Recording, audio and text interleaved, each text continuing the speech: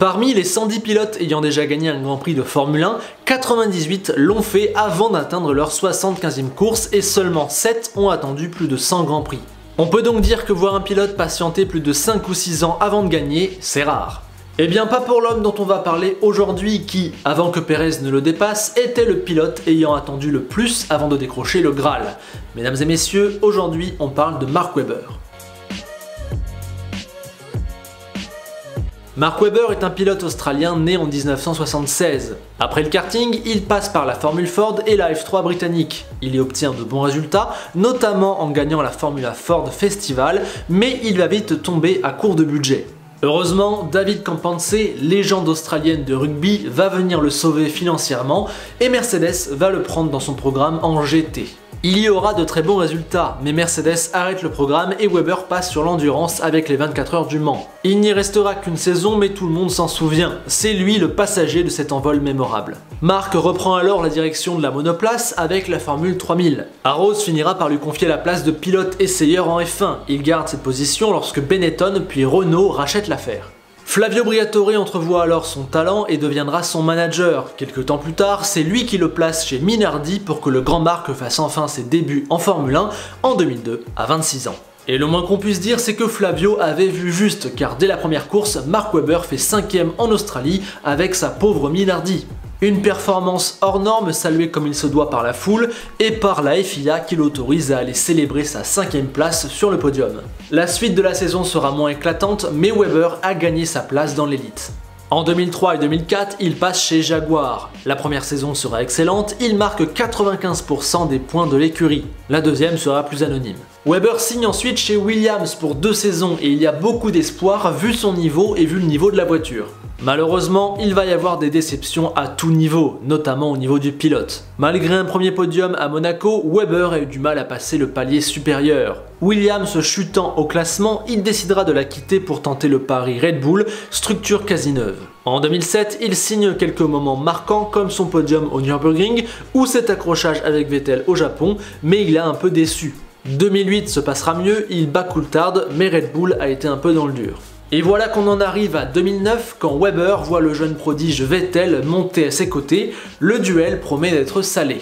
Mais 2009 ce sont aussi de nouvelles règles qui permettent à Red Bull de faire un immense pas en avant sous la houlette d'un Adrian Newey au sommet de son art. Malgré tout, une équipe résiste au taureau. Brawn Grand Prix. Reprise pour 1 euro symbolique, Honda est devenu Brawn du nom de Ross Brawn. Avec sa fine lecture du règlement, ce bon vieux Ross a su exploiter une faille. Déclaré légal, son double diffuseur lui permet d'émerger en tête de la hiérarchie. En gagnant 6 des 7 premiers Grands Prix, Jenson Button s'est affirmé comme le grand favori et Brawn pareil. Derrière Button, on retrouve son coéquipier Barrichello, mais également les 2 Red Bull, auteurs de 2 doublés à Silverstone et en Chine. Les 2 fois c'est Vettel qui a gagné devant Webber, mais le grand Mark se défend bien, il n'est qu'à 3 longueurs de son coéquipier. Quand on arrive en Allemagne, Brawn et Button sont toujours en tête du championnat, mais attention, on sent peut-être que la saison est en train de tourner aux mains de Red Bull, qui évolue très vite. Cette idée est confirmée en qualification, où Mark Webber signe tout simplement la première pole position de sa carrière. 1 dixième devant Barrichello et 2 dixièmes et demi devant Vettel et Button. Le quatuor fort du championnat est bien présent. Derrière, les McLaren d'Hamilton et Kovalainen sont présentes, mais clairement des outsiders. Pareil pour les Ferrari de Massa et Raikkonen, 8e et 9e. Quant à Renault ou Williams, les 2 écuries sont au fond du seau. Sur ce Grand Prix et sur la fin de championnat, on s'oriente donc vers un duel Brawn-Red Bull. Mark Webber a l'occasion de frapper du poing sur la table, de se rapprocher au classement, de doubler Vettel et d'enfin prendre sa première victoire après laquelle il court depuis 130 Grands Prix. Mais attention, le départ sera primordial, il va conditionner le premier relais et donc la réussite ou non des stratégies en essence. Normalement, c'est 2 arrêts pour tout le monde, 3 en cas de souci. Notons également que Sutil et Kovalainen partiront avec un plein très lourd pour tenter d'aller plus loin dans le Grand Prix. Nous y voilà à ce départ, moment crucial plein de tension, notamment pour Webber qui s'élance en tête pour la première fois de sa carrière. Quand les feux s'éteignent, Mark part bien, mais Barrichello a fait encore mieux. Après quelques centaines de mètres, les 2 hommes sont presque à la même hauteur, et c'est alors que la Red Bull se décale violemment sur la Brawn. La roue arrière droite de Marc touche le ponton gauche de Rubens qui est obligé de se décaler. Une manœuvre extrêmement limite mais sur laquelle nous n'avons pas le temps de nous attarder car une troisième voiture déboule à la hauteur des deux hommes de tête, la McLaren de Lewis Hamilton.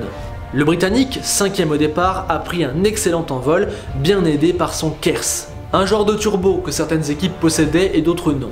Poussé par son exceptionnelle impulsion, le champion du monde en titre se présente en tête au premier virage, mais la piste se rétrécit et tourne, et Hamilton n'a pas laissé assez de place à ses deux opposants. Pris en sandwich, Webber lui crève la roue arrière droite. Lewis rate alors son premier virage, puis passera tout un tour au ralenti, c'en est fini de ses chances. Bon, c'est ce qu'on appelle un départ un peu mouvementé. Barrichello a pris la tête, mais Webber a su rester deuxième.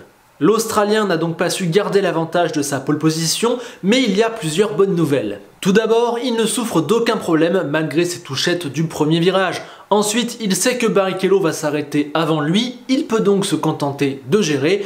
Et enfin, la meilleure nouvelle, elle est derrière lui, et elle s'appelle Heikki Kovalainen. Lui aussi auteur d'un super départ, le Finlandais a pris la 3e position devant Massa, Button et Vettel. Le coéquipier d'Hamilton présente un triple avantage pour Webber. Il est moins rapide, il a une moins bonne voiture et il est chargé comme un camion en essence. C'est parfait, Kovalainen va bloquer Button et Vettel, ce qui va permettre à Webber de jouer un duel plutôt facile face à Barrichello. Et effectivement, après avoir passé Massa, Button bute sur Kovalainen et perd un temps monstre. Déjà 4 secondes de retard dès la fin du premier tour, 8 au bout du 4e, 11 au bout du 7e, 16 au bout du 10e et près de 20 quand il s'arrête au 13e tour. Barrichello et Webber se sont offerts un arrêt d'avance sur Button et Vettel, les deux seuls hommes qui pouvaient les battre. Oui mais non en fait, car les commissaires ont décidé d'ouvrir une enquête sur les événements du premier tour. Et après une longue concertation qui durera près de 10 tours, la décision tombe et elle est lourde, Webber est sanctionné d'un drive-thru. Personnellement, je suis d'accord avec cette décision. Webber est fautif, son coup de roue, son décalage n'est pas légal. C'était clairement une manœuvre répréhensible et on peut s'estimer heureux que Barrichello ait bien réagi et plutôt vite, car un accident à ce moment-là, à cet endroit-là, aurait pu avoir des conséquences dramatiques. Peut-être que 5 ou 10 secondes de pénalité auraient été plus justes, mais personnellement je trouve qu'un drive-thru ce n'est pas choquant. Malheureusement, ce n'est pas l'avis du trio de commentateurs sur TF1. Voilà, quelle honte! Ça vient de tomber, l'information dans quelques instants vous allez la voir. Un drive-thru, c'est-à-dire un passage par la case de start pour Mark Webber. C'est vraiment dommage parce que là, ça cache complètement. C'est une honte. C'est une honte. Je suis d'accord avec vous. Sincèrement, il y en a marre, je trouve ça scandaleux. Merci Jacques, merci Christophe, merci Jean-Louis. Sincèrement, si vous avez la F1 TV, je vous conseille d'aller revoir les vieux Grands Prix en français. Magnifique, magnifique. Blague à part, cette décision est un coup dur pour Marc qui avait la course en main. Au 14e tour, Barrichello ravitaille. Marc le suit mais ne s'arrête pas, il sert sa pénalité. Mais on l'a dit, Webber a de la chance car Kovalainen est toujours en train de bloquer tout le monde derrière. Webber peut donc ressortir tranquillement en tête du Grand Prix, ce qui n'est pas le cas de Barrichello qui ressort dans le trafic et qui, à son tour, va devoir se taper Massa et Kovalainen. Webber est donc toujours dans une meilleure position que tout le monde, à part peut-être Barrichello, qui potentiellement est en tête du Grand Prix. Mais pendant que Barrichello est bloqué, Webber va faire 5 tours en tête en accélérant la cadence. Cela lui permet de ressortir juste devant Button après son premier vrai arrêt. En plus, il bénéficie d'un nouveau coup de pouce du destin car Massa ne s'est toujours pas arrêté et se transforme en un Kovalainen bis en bloquant Barrichello. Ensuite, pendant que Bourdais abandonne et que Sutil se fait détruire sa course par Raikkonen, Webber remonte. Au 29e tour, soit pile à la mi-Grand Prix, il est de retour en 2e place à seulement 3 secondes de Barrichello, il est revenu dans sa position initiale. Grâce à Kovalainen, à Massa, à ses 5 tours en tête et à sa belle remontée après son arrêt, il a annulé l'effet de la pénalité, c'est comme si il ne s'était rien passé. C'est très fort. Bon, il y a quand même une chose qui change, il va falloir doubler Barrichello sur la piste. Mais le Brésilien va vite montrer des signes de faiblesse, à la fois dans son rythme et dans sa tenue de gomme. Il se plaint à son équipe qui finit par le faire rentrer à la hâte dès le 32e des 60 tours. Pour ne rien arranger, les mécaniciens connaissent un souci de pompe à essence, on comprend alors que Rubens va devoir effectuer un 3e arrêt. À partir de ce moment-là, Webber est déjà assuré de la victoire. Il prend la tête, creuse l'écart, fait son deuxième arrêt, ressort en tête et possède une avance monstrueuse sur tous les autres. En gérant puis en ralentissant, il termine avec 10 secondes d'avance sur Vettel et 15 sur Massa, qui a profité des déboires des Browns qui ne sont que 5e et 6e. Enfin vainqueur après 130 courses, un record d'attente à l'époque, Mark Webber laisse exploser ses émotions.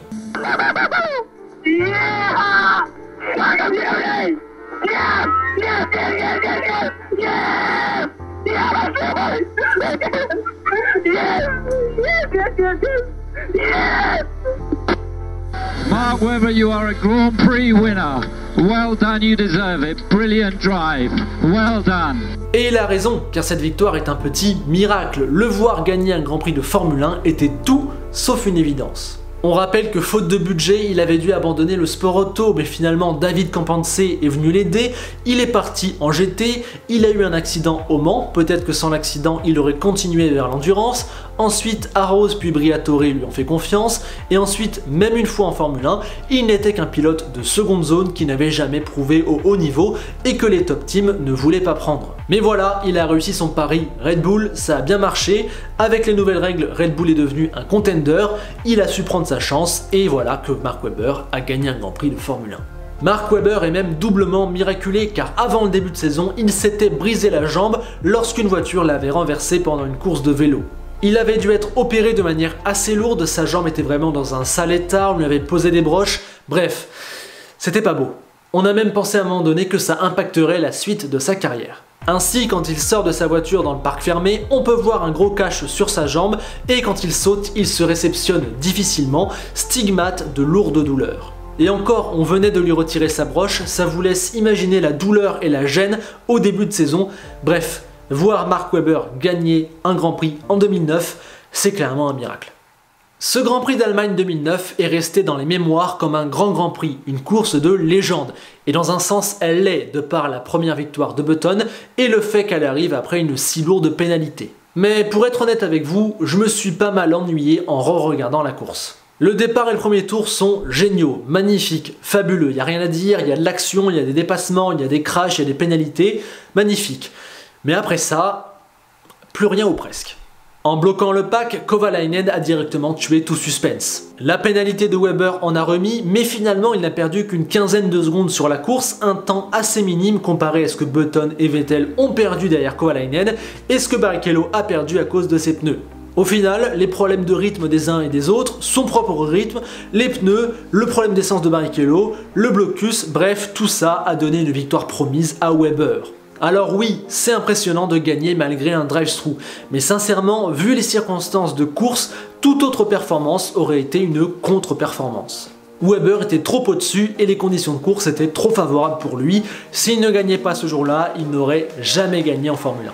C'est en tout cas ce dont je me suis rendu compte en re-regardant la course des années après, un Grand Prix vraiment un peu chiant où il ne s'est rien passé à cause de voitures plus lourdes en essence qui bloquent les autres, et sans DRS, sans rien, impossible de dépasser. Button a littéralement fait toute sa course sans faire un seul dépassement après le premier tour. Donc voilà, un peu dur quoi. Malgré tout, je vous conseille quand même l'expérience. Si vous avez la F1 TV, allez revoir des anciens Grands Prix, c'est toujours génial de revoir les voitures, les affichages, l'ambiance, les commentateurs.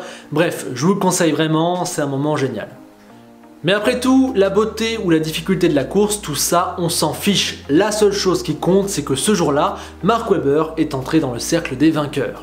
Après ça, il rajoutera 8 succès à son palmarès, surfant sur l'hégémonie Red Bull entre 2010 et 2013. Il aurait même pu ajouter un titre, notamment en 2010, mais Vettel était au-dessus. Il a perdu la bataille psychologique et sportive face à ce jeune talent. Quand il prend sa retraite en 2013, Mark Webber le fait avec 9 victoires, 13 pôles et 42 podiums. C'est aujourd'hui un des 30 meilleurs palmarès de l'histoire de la discipline, et ça, peu de monde aurait pu le prédire avant le 12 juillet 2009, jour où il a obtenu sa première victoire.